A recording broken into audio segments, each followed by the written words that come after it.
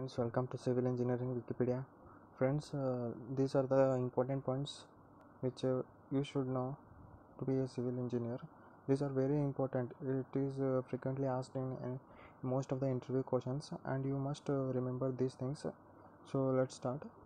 Before starting, please do subscribe if you are new to my channel. So what are the basic rules in the a civil engineer must know? That is, first point you have to remember is what is the minimum depth of slab required. The minimum depth of the slab required is 125 mm, means the minimum slab thickness will be there. That should be minimum of 125 mm, 125 mm, and clear cover is 20 mm. Clear cover is 20 mm, and clear cover should be 20 mm. The meaning of this one is, if this is the total overall depth, is the minimum should be 125 mm.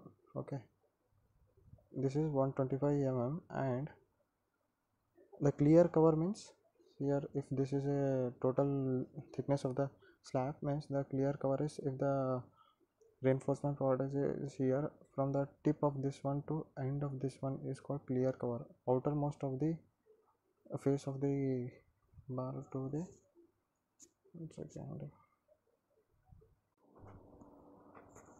so the clear cover is 20 mm should be minimum taken. And in sometimes some of the buildings they are used, the minimum depth of the slab will be 115, that is 115 mm, that is 4.5 inches for the slab depth. But as per IS recommendation it is 125 mm. Okay, and what is the minimum AST provided? The question is asked like this: the minimum AST, area of steel, is required is 0.12%, that is for HYSD. HYSD they have the greatest strength, because the name itself says the high yield strength and deformable bars, therefore the strength is more, therefore it is a 0.12%. if a mild steel is used, mild steel, some amount of extra amount of steel is provided, that the minimum area of steel required for the mild steel is 0.15% of steel is used. The diameter, what are the diameter of steel which are used in the slab? If the question is asked like this, the diameter of the steel which is used in the slabs are, nowadays they are generally using 8 mm, 10 mm and 12 mm. Most of the cases these are enough. In the earlier days they are used to use 6 mm diameter of bars, but nowadays they are using only 8 mm, 10 mm maximum time. Sometimes in the higher span length they are using 12 mm diameter bar. How the depth of the slab can be found? If the depth of the slab can be found by the IS 456 recommendation for simply supported for cantilever and the continuous, there are the three conditions. The Albedo ratio is given. From that one we are calculating the depth of the slab. Okay, what is the maximum diameter should be used in the slab?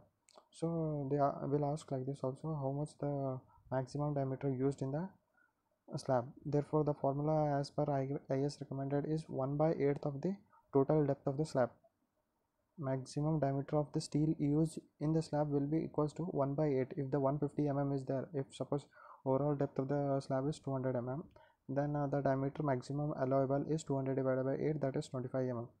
This is the maximum allowable of the allowable diameter bar. Okay, the maximum spacing, now the maximum bar is we got the maximum diameter of the bar used is 1/8 of the total depth of the slab will be the maximum diameter. More than this we should not take never. And the maximum spacing for the slab is given by the formula, that is for the main steel it is 3 times of d. 3 times of d means here d refers to the diameter of the bar, or 300 mm, whichever is lesser we have to take always that one. For the distribution bars it is 5 times of d. For the main bar it is 3 times of diameter of the main bar. For example, if the diameter we have taken is 10 mm, therefore 3 into therefore this d is nothing but, this d is nothing but the effective depth. This d is nothing but the effective depth. Effective depth is nothing but, see here, one second, if this is the diameter overall depth of the slab, here to here how much will be this length, this measurement is called as the effective depth. This will be around, if it is 150 it will be around 125, therefore 125 into 3, around 375, this will be around 375. Therefore whichever 375 and 300 mm, whichever the value of this, in these two values, whichever the lesser value, that value is taken for the maximum spacing. And for the distribution bar, that is a 5 times of d, that is 5 into effective depth. Effective depth is equals to 125 mm, therefore it will becomes like this, and whichever the value is lesser, that should be used for the distribution bar spacing. A torsional reinforcement formula, that is the torsional reinforcement, how much length should be provided, up to what length they should be provided for the torsional reinforcement, means Lx by 5 is the formula. Okay, this is all for the slab. Now let's go to the beam. The minimum AST, the minimum AST for the beam is can be found out by the IS code has recommended, that is AST divided by BD is equals to 0.85 by Fy. Therefore AST is equals to this goes upside, therefore 0.85 B into D. Here in the beam, take B as the breadth of the slab, that is usually we take from 230 mm, and depth varies from 300 mm, 380 and 450, so on. And Fi is the yield strength, that is 250 steel is used, or 450 steel, or 500 550, like this. Okay, the maximum steel provided in the this is the main question, that is the maximum steel provided in the beam is 4% B into D, that is 230 into overall depth, that is the maximum steel is provided is 4% of the overall cross section, cross section area. And the minimum AST provided for the column is the minimum AST provided for the column is, remember the column minimum reinforcement provided is 0.8%, and the maximum AST provided will be 6% only. More than this they should not be used. Maximum 6% of steel should be used to the overall cross section. Okay. Okay, now slabs over, beams over, now column over, and footing. Now footing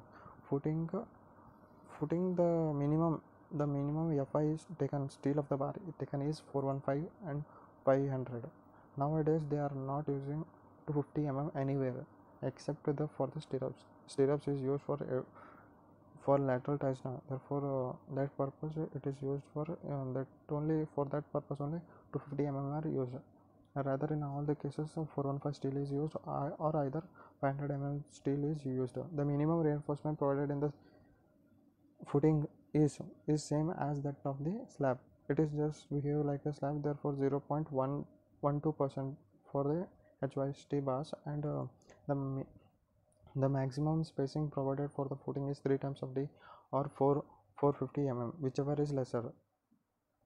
This you should remember very much. And the minimum depth of the footing is 300 mm. Okay, now okay, thanks for watching. Please do subscribe our channel.